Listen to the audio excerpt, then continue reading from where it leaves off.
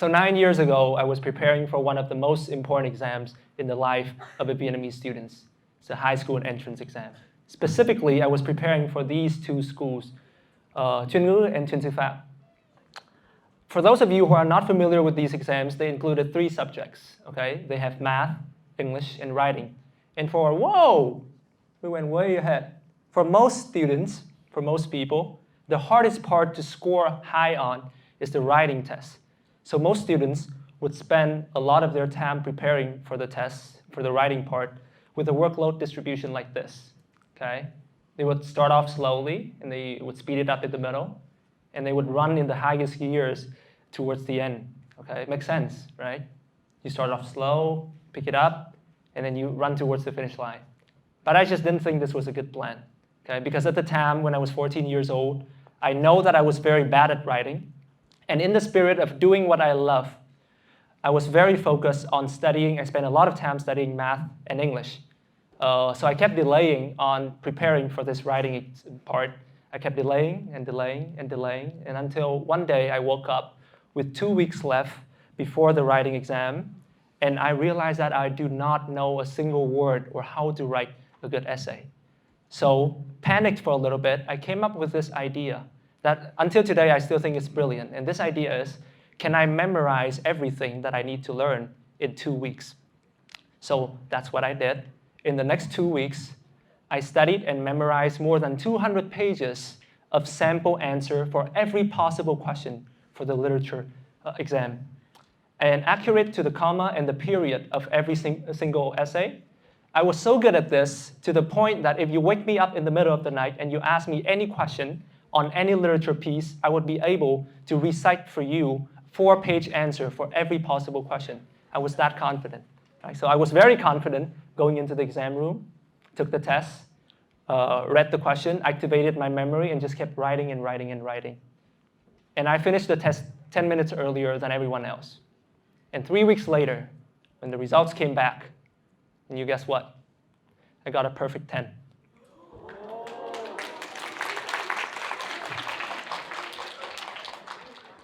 Divided equally for both schools.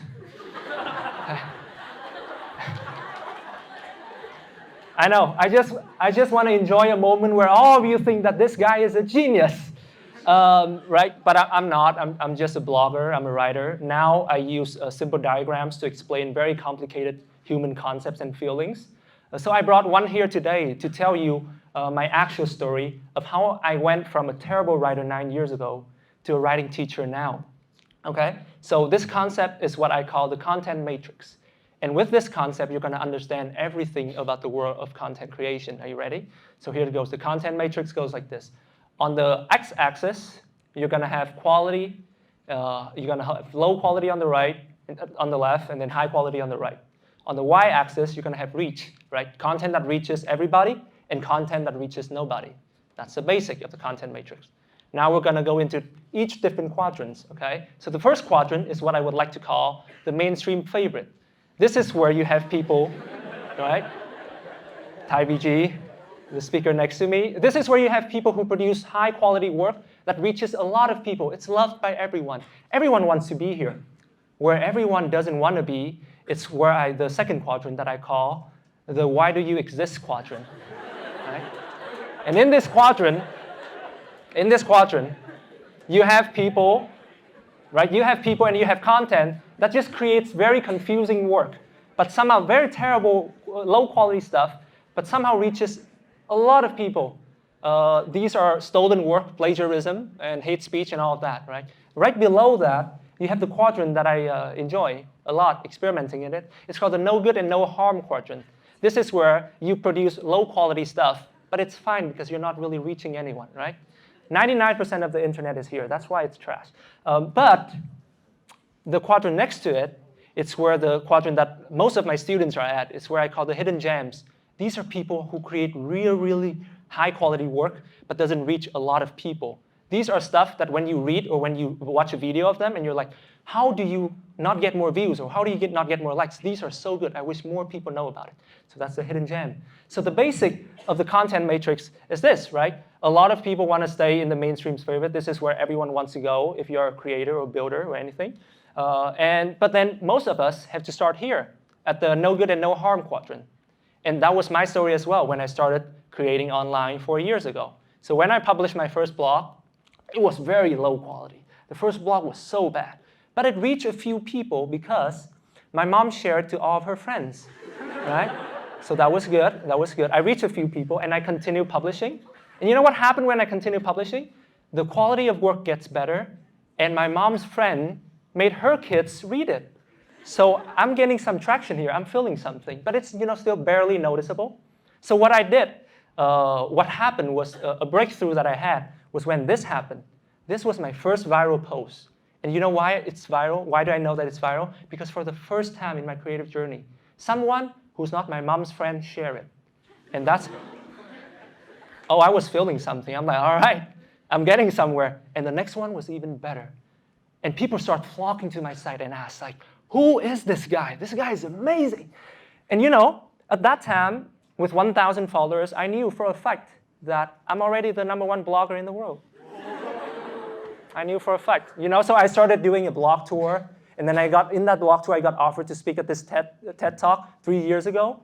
And I'm like, I'm a mainstream blogger now. So in my mind, the prediction is this.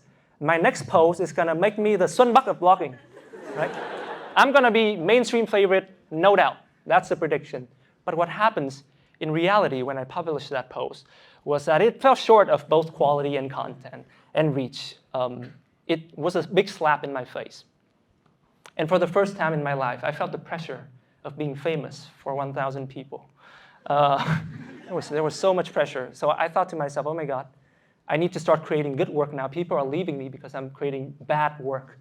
So I came up with a plan, another plan. Ready? The plan is I'm just going to publish one super quality blog in the next 3 months. I'm going to spend 3 months creating this best blog I've ever created. All right. So in the next 3 months, I spent a lot of time reading a lot of research paper, bouncing my ideas with people, proofreading, picking and making the best illustration, and I published it on the internet, and I waited. And here's how the internet reacted. So, yes, I'm gonna let you read it. So, my best blog post ever has 7 likes and a comment from my mom. Not even her friends, from my mom. So this experience made me very sad and devastated. And then I traced back and I tried to figure out what happened, what went wrong. Right? So this is my logic map. What went wrong was when I have too much time to think, I overthink, and then I overjudge myself. So I delay publishing, and that leads to even more overthinking. So the vicious cycles continue and continues. So in order to break this cycle, when I identify the root cause, in order to break the cycle, I came up with a plan B. Right? The plan B is going to be, I will constrain my time. That means I will publish every day.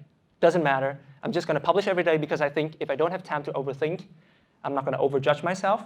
So I'm just going to put my work out there. So I'll overcome the fear of publishing. And this plan worked very well. For 70 days, I published 70 different blog posts without missing a single day. And all of this helped me double my follower count, including one from my second favorite rapper after TaiVG. And I developed a very sustainable creative process, and I became, once again, a very confident blogger. All right? So when I show you these results, I know most of you are thinking, probably most of his work looks like this, right? For 70 days, most of his work must be high quality, reaches a lot of people. But what really happened, it's really something like this. Yes, I did create some good work that reached a lot of people, but most of the work was just okay and mediocre. Some doesn't reach a lot of people. Some was reached by a lot of people. But what's interesting is not this. What's interesting is I learned that people don't remember this. People don't remember a bad piece that I created because there's so many bad content on the internet. They would just skip it. What's more interesting is people don't remember this either. People are not going to remember your best post. You might think that it's important because 500 people likes it. No one's going to remember it. But what people do remember, and I ask people, so how would you describe my blog? Like, what's Akwa Batung? They don't say, oh, he's the guy who created that terrible piece, or he's the guy that created that brilliant piece. This is what they say. Oh, he's that daily blogging guy. He writes about a bunch of different topics. Very interesting, but he's there every day. So people remember this, and this is when I learned, is that people don't remember your individual piece. People remember your library of content. That experience taught me a very important lesson, not just in the creative industry, but also in life. And that lesson is, are you ready? That lesson is, grow a forest, not a tree. And let me explain why. When you're new to the game of not just content creation, but also building a business, but also learning something, you're hyper-focused on this, on a single piece of work, on an individual piece, and you feel like that piece of work is going to make you a success or a failure. That piece of work is going to make you either TaiBG or you're going to become depressed like me, okay? That single piece of work is going to define who we are as creators. And all of this, we beat ourselves up because this happened, because of this mistaken belief that we have about progress. Most of us here, we think about progress that it should look like this. It's going to be linear. It's going to be easy. Your next work is going to be better than your previous work. Your next business is going to be more profitable. Your second TED Talk has to be probably 10 times cooler than the first one. That's why I had a lot of pressure going into the stage, right? We have this pressure to perform better the next time. But in reality, progress doesn't look like this. Progress looks more like this. Progress is all about the times that, yes, you figure it out, the times that, yes, you deliver high-quality work that is better than your previous work. But progress is more about showing up and putting your work out there. And at the end of the day, you might create work that everyone loves, work that people hate, work that no one notices. But it's all about the trending line of going upwards.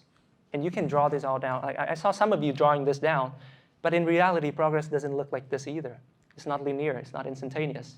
In reality, it looks more like this, right? Sometimes you get it. Sometimes you don't. You keep experimenting. You go back and forth, up and down, all across the matrix.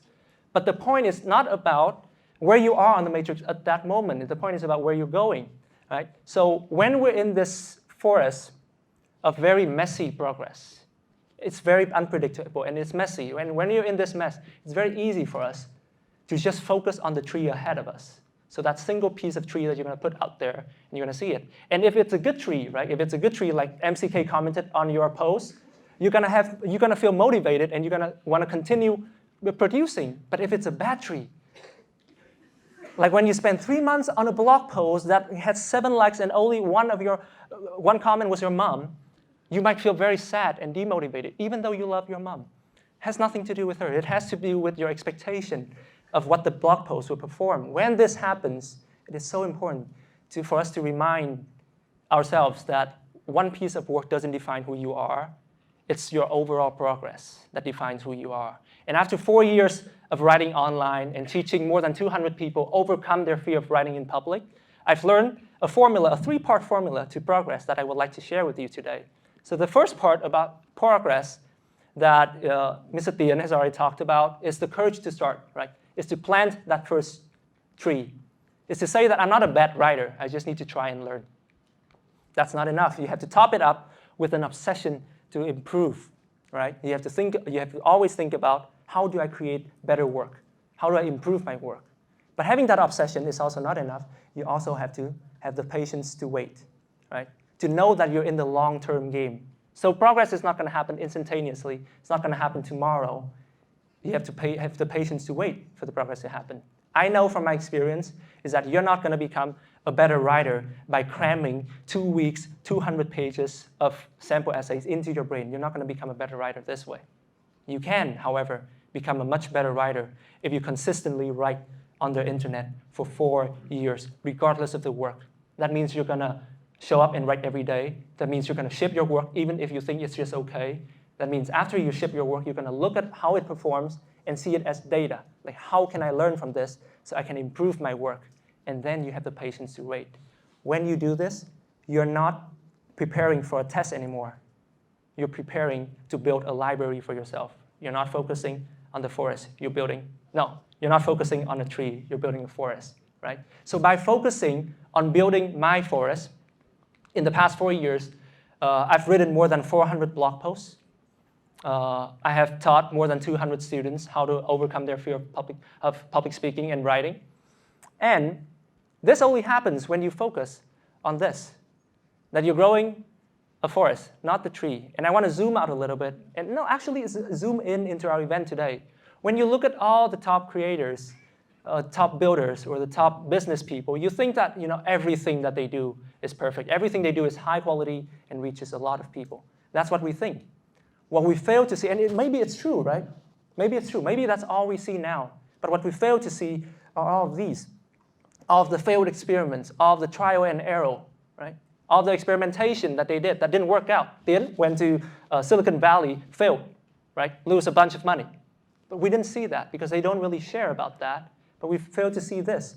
So all of them know, great artists know this. Great artists know that in order to become great, you have to be okay with producing mediocre work.